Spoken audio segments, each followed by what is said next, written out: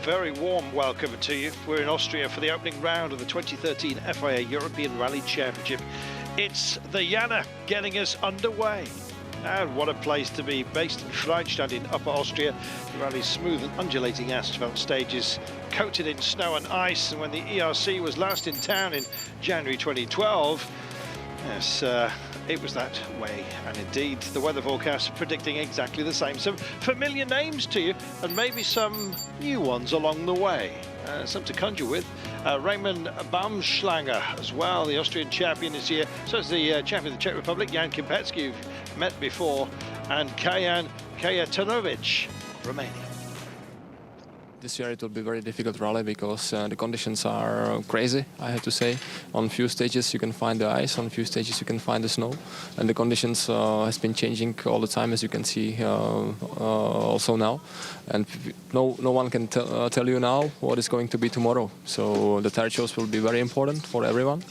But anyway, this rally is really beautiful because the stages are very fast and fluent, and they are really nice to watch for the spectators. Yes, I know, Kajatanovic is the Polish champion. Look at this absolutely dramatic backdrop. It's a beautiful part of the world. More than 60 crews have entered this wonderful international event, featuring 18 special stages over a competitive distance of 248.46 kilometres. A further 33 crews set to tackle the national level rallies. Honours in the Austrian, the Czech championships up for grabs as well. So an awful lot at stake.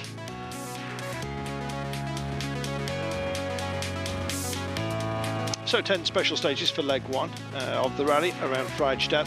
Weather conditions, unpredictable. Road conditions, unpredictable. Tyre choice, well, unpredictable.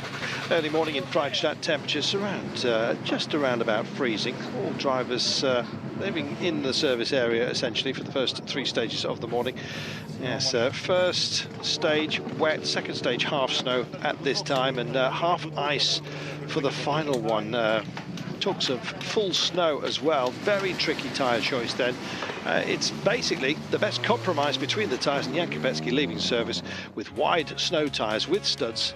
Baumschlanger going for narrow snow tyres with studs. Anyone's guess then.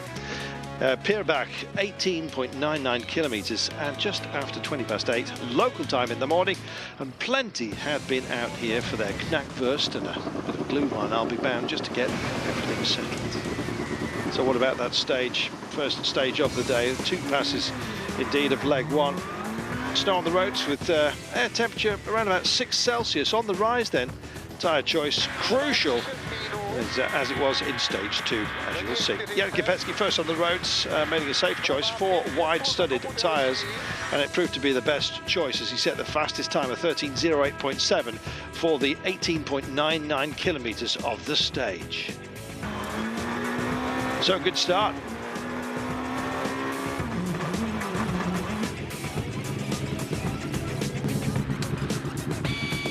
The stage is almost wet, but of course you can find some icy patches which are very dangerous because there is no grip at all suddenly, but luckily we have everything in the notes. We have wide tires, so we need to survive now next 2 stages. Second on the road, Brian Bouffier made the same tyre choice as Kempecki, second fastest with his Peugeot. I see the 207 flying again, 4.7 behind Kempecki by the end of this run. Bouffier, well, he's used to strange weather conditions. Of course, a winner of the Monte Carlo in the past. Not quite those kind of conditions just for now, but tricky nonetheless under the leaden skies and visibility quite low. We're not talking fog, we're talking about shadowing. Hard to read, sort of flat light, if you will. Still, good opener for Bouffier. I'd say it's very hot, so it's not easy to see the ice. And the ice, when it's hot, doesn't have a good grip. But anyway, happy to be here, and the time is not so bad compared to Jan, so we have to continue like this. Time for an old favourite. He's got himself a Peugeot 207. Well, in Romania, as you probably know. Third on the road, Francois Delacour made more risky tyre choice always seems to do that, doesn't he? Yes. Mixing it up, 2 studded tyres, 2 snow tyres without studs, mounted in cross formation. Studs on the front left and right rear, 2 spares in the boot. Unfortunately, it doesn't pay off, and he lost 21.9 seconds on Kopecky in the opening stage. Great to see that man's face, and indeed all the grimaces therein. Well, we'll have a clear view of the importance of tyre choice here. If we use the Simulcam system between Kopecky and Delacour right now, tyres on Kopecky Skoda, 4 studded tyres, remember. Delacour, let's just see how it all works out.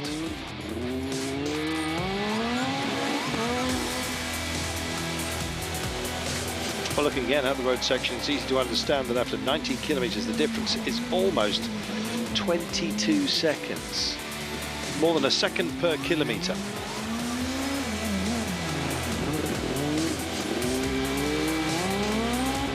Clearly, it's grip out of the corners. That's vital. Let's speak to Francois. I think it was a mistake, but we will see on the next stage because I have 4 studs for the next stage.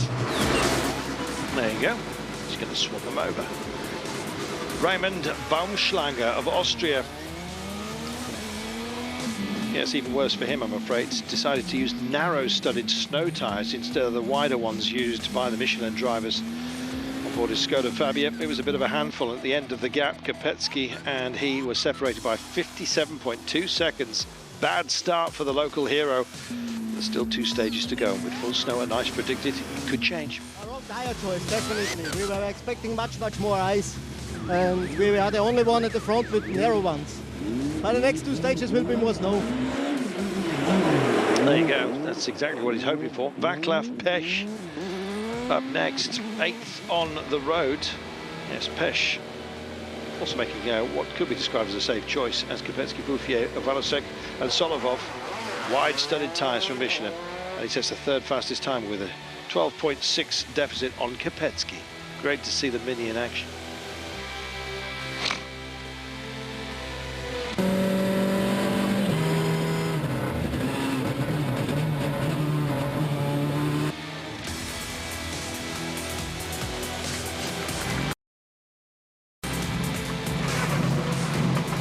Subaru Impreza of Kajetanovic of Poland, 12th on the road, and finishes in the top of the production cars standing. 6th fastest on the stage as well, losing only 25.6 to the leader Kopecky.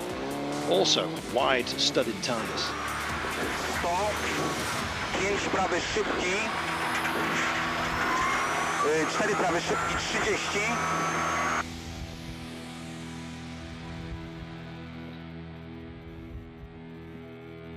Looks kind of grisly out there, doesn't it? Kopecky then well and truly in control early on. Bouffier 4.7 seconds adrift. Pech going well with the Mini Cooper, 12.6 behind. Valasek and Delacour making up the top 5. Kajetanovic ruining his choices. Tarabus as well, keeping everyone honest, but Baumschlager could have done better. 57.2 down, not good. We'll see how the recovery begins after this.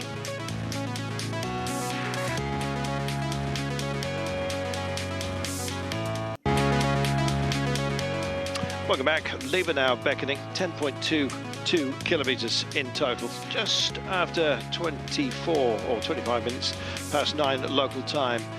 And yes, after the opener, it's time to regather yourselves. I think road conditions much more tricky, as you can see. The fog coming down, starting to get wet, icy in places, snow in some parts. Read that. Jan Kopecky first on the roads, wide studded tyres as you know, car sliding around quite a bit. Lost precious seconds out there. 15th fastest only. Brian Bouffier, well, it was a rough stage for the Frenchman, was surprised by the icy patches. Drove, I think, safely really. 30th on the timing sheets through here. Dropping to 5th, losing his 2nd place to Václav Pech. Francois Delacour, rough stage as well. Had some off-road moments. Only 7.7 down on Kopecky though in that stage, remaining in 3rd place.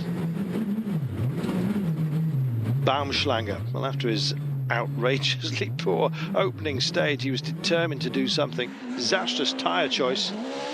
Turned out to be the best tyre choice, though. Narrow-studded tyres, he was rocking. Look at that. Quickest time, 27.5 seconds faster than Kopecky. You see how fortunes can swing one way and then the next. This is Beppo Harash and his Mitsubishi Lancer. Narrow-studded tyres as well. Second quickest. What about that? Impressive result from the Production Car Cup. 1.7 seconds slower than Baumschlanger. Proving that tyre choice really is essential, but of course you can't just swap them and change them that often. Your morning choices, you have to live with them.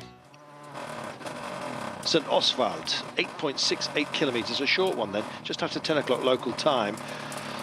And Vaclav Pesh on board his Mini. Little drama, I'm afraid, had a little off-road. Lost nearly 10 seconds because of this. Not too bad then, but dropped to third overall.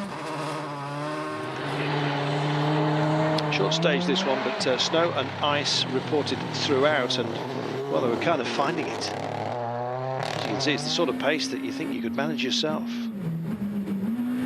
Let me tell you otherwise. Raimund Baumschlanger, fourth quickest, had a near off. It's almost white out, as you can see in the flat light, like in stage 2. Good tyre choice on this ice-coated section, narrow-studded tyres, and it worked out well for Baumschlanger. Moved from 4th to 2nd overall, proving that you can find your way back in such mixed conditions. Now just 2.3 seconds off the leader, Jan Kopecky.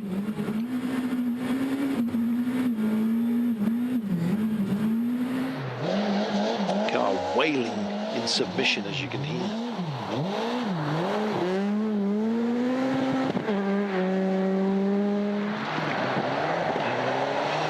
Jaroslav Orzak, Czech Republic, and his Mitsubishi Lancer. Just look how skinny those wheels look. Quickest time in the production car. Moved from 16th to 8th overall. That is impressive. Sergey then making up the top 5 here with Kopecky still out there, but Baumschlanger, what a change of fortune. Just 2.3 seconds now separating him and our leader.